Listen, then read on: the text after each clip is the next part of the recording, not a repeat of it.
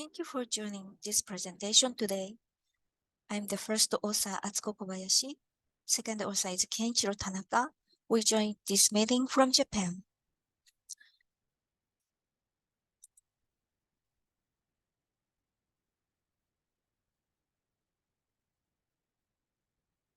The title of our presentation is Effects of a Varsity Training Program on Gender Harassment based on reducing implicit stereotypes and developing content complexity.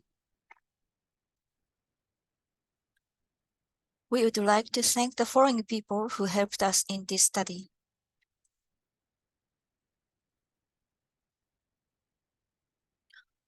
Let me start our presentation by sharing with you gender inequality in Japan. According to the latest Global Gender Gap Report, Japan ranked 120th out of 156 countries. The proportion of women in management positions in Japanese organizations is only 12%. Perhaps one of the main factors causing this injustice for women in Japan are the way Japanese society has defined gender roles in a robust way. For example, employees are often expected to behave according to their own gender role. For men, they are expected to have key roles, whereas women are expected to have less important roles, even though these roles may actually be difficult. Like the above, expecting others to do a gender-based role is called gender harassment.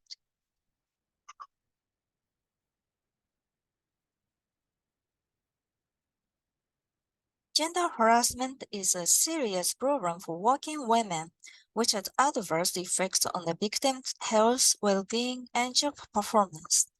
Gender harassment was originally treated as a less severe type of sexual harassment. We reviewed previous gender harassment studies and suggested that gender harassment is different from sexual harassment, contains culture-dependent values, needs value-neutral definitions and assessment items because women do not always perceive it as a negative experience, and previous definitions have not considered same-gender behaviors such as those between women. We redefined gender harassment in organizations as expecting a gender-based role from others. The gender harassment assessment scales was developed based on this definition for assessing behaviors directed at working Japanese women. We used this assessment and reported that gender harassment was divided into two different aspects. One is named commission and the other is omission. Commission means expectation for marginal role particular to women, such as serving tea and cleaning toilet. And omission is exclusion from the core role expected for men, such as not given leadership position. We demonstrated that the correlation between gender harassment and the sexual harassment was weaker than between gender harassment and the general workplace bullying, and suggested that gender harassment is an independent concept from sexual harassment. There is a paucity of practical research on preventing gender harassment in Japan, although a few empirical studies on reducing gender harassment in Japanese workplaces have been conducted. These studies have indicated that workshops on gender harassment are effective for helping people change. The workshops contain the explanation about the concept of gender harassment and its negative influences. On the other hand, previous studies have indicated that lectures explaining the concept of sexism and gender roles have a limited effect on people with robust gender stereotypes. Specific Japanese people feel uncomfortable with the word gender and are apt to have negative associations with the word, and as a result, they resist gender harassment training.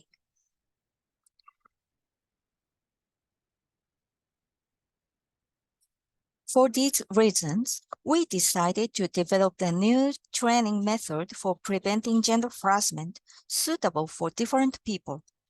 We decided to base the new training program on the causes of gender harassment and reconsider preventive methods. Gender harassment is an action resulting from gender stereotypes against women.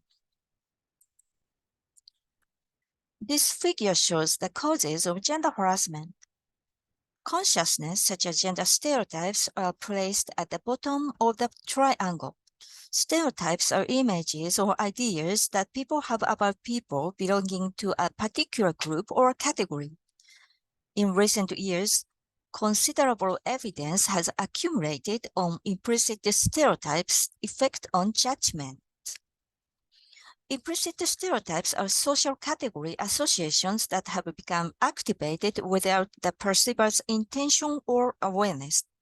Then, we considered what would affect stereotypes. Cognitive complexity is defined as a decisive cognitive trait related to interpersonal cognition and the social environment, indicating whether others are perceived using multiple constructs. Ben Ari and her colleagues indicated that individuals with low cognitive complexity were apt to exhibit more stereotypic perceptions than those with high cognitive complexity, and that higher cognitive complexity was associated with weaker stereotypes. Several studies have focused on the development potential of cognitive complexity.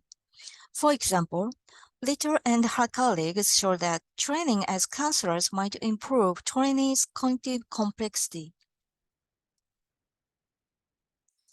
Considering these results, we assume that people encouraged to develop cognitive complexity through training would perceive others using dimensions other than stereotypes. The use of multiple dimensions was expected to weaken stereotypes and reduce gender harassment. So, the present study's goal was to investigate whether a training program for developing cognitive complexity could be a novel strategy for reducing organizational gender harassment. We designed a training program to prevent gender harassment that strategically focused on cognitive complexity rather than gender harassment. Neither explanation about gender nor the word gender harassment was included in the program to minimize negative reactions to the word gender. The training program was designed to be effective for people showing limited effects of existing programs. We conducted the program in an actual work environment and examined the efficacy of the program. CCT was developed as a training program for reducing gender harassment in different types of participants. CCT focused on the complexity of participants' cognition about colleagues. CCT was comprised of a lecture and a workshop.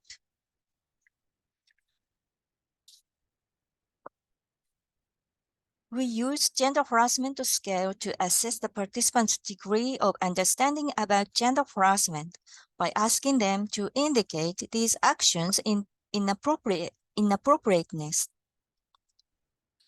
The scale is composed of 7 commission items and 6 omission items. We used the Kelly's role construct repertory test to assess cognitive complexity. In this scale, 20 adjectives were used to describe impressions regarding 2 men, 2 women, and themselves. The participants responded to each scale item by indicating their responses on a 7-point scale based on the procedure described by Ohashi et al. The cognitive complexity scores were obtained by subtracting the total of cognitive complexity scores from the highest possible score.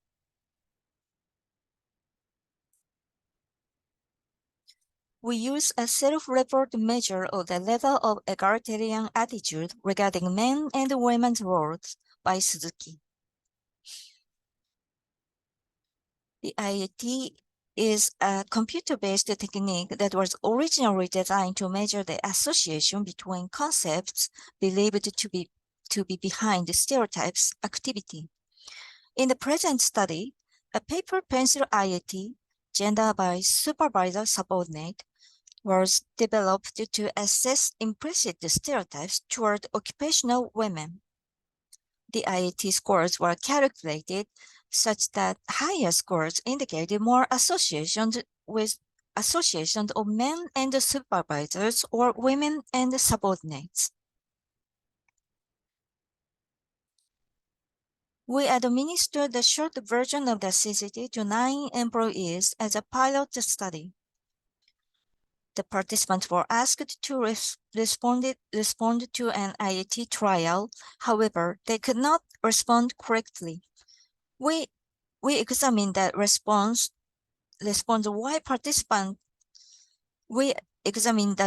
why participants could not respond to the IAT and improve the IAT.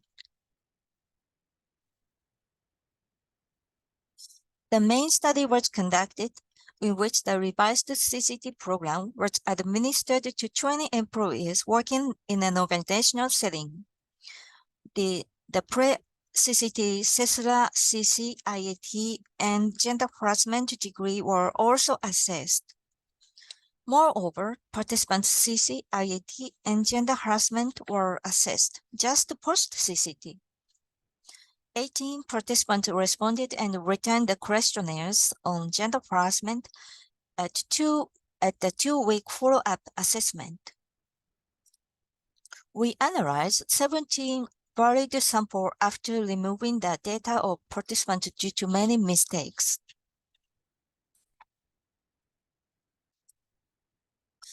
We conducted a zero-based t-test on pre- and post-IAT scores to confirm whether the IAT corresponded to the assumed stereotypes. The results indicated that male gender was potentially associated with the supervisor's role, and female gender was associated with the subordinate's role. Therefore, the IAT could assess gender roles related to implicit stereotypes in Japanese organizations.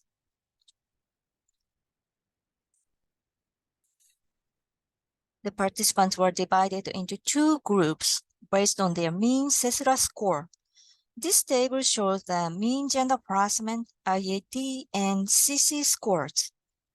We conducted a 2-way CESRA high and low by session pre, post, and follow-up ANOVA for each CC, IAT, and gender harassment score to assess whether CCT independently affected sex role attitude level in reducing IAT, developing CC, and gender harassment.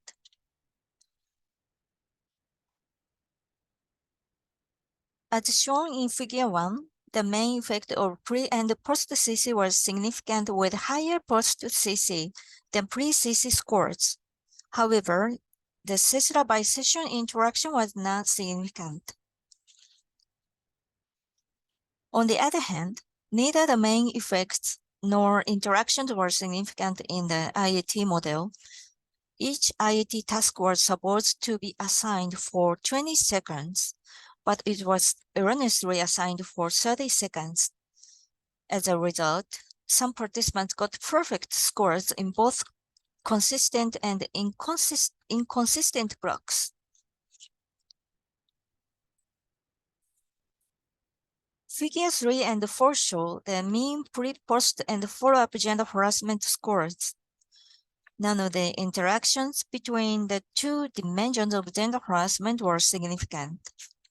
However, the main effect of the session in the commission model was significant in the mean post-CCT and follow-up scores for the commission dimensions being significantly higher than the pre-CCT score. Only a few studies have identified useful concrete solutions for gender discrimination using data of actual workplaces. We assumed that CCT might effectively prevent gender harassment by populations such as those with robust gender stereotypes. Therefore, we developed a new concrete strategy for reducing gender harassment by conducting CCT in a corporate setting. The CCT training program was designed to prevent gender harassment by developing cognitive complexity.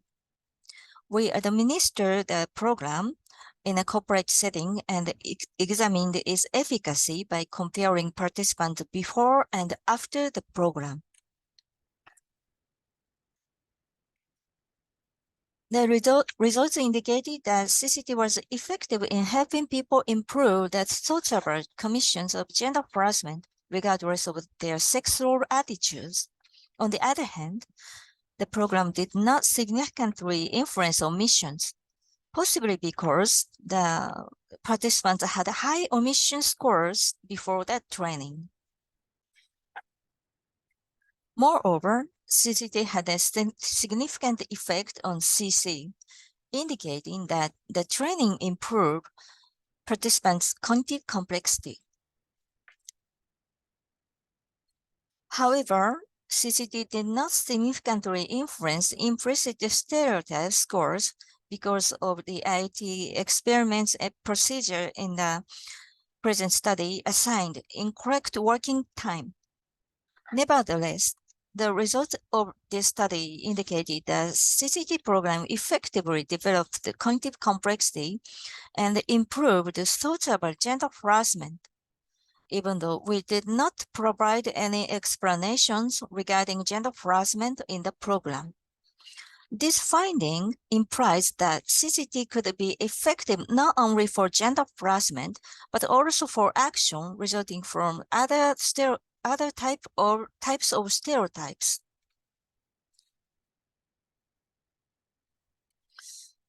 The findings of this study are constrained by certain limitations. Firstly, the data on gender harassment was based on the participants' self-report thoughts. It is more desirable that the frequency of actual gender harassment behaviors is assessed in workplaces, although ethical issues might mitigate against this method.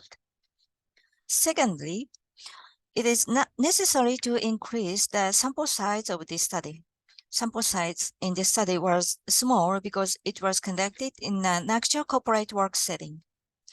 It is suggested that future studies investigate the efficacy of CCT and its mechanism using a larger sample and compare it with a control group.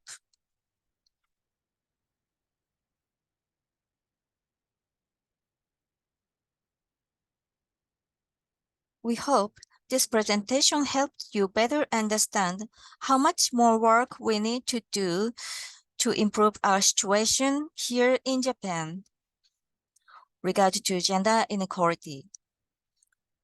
This is all our presentation. Thank you very much for your kind attention.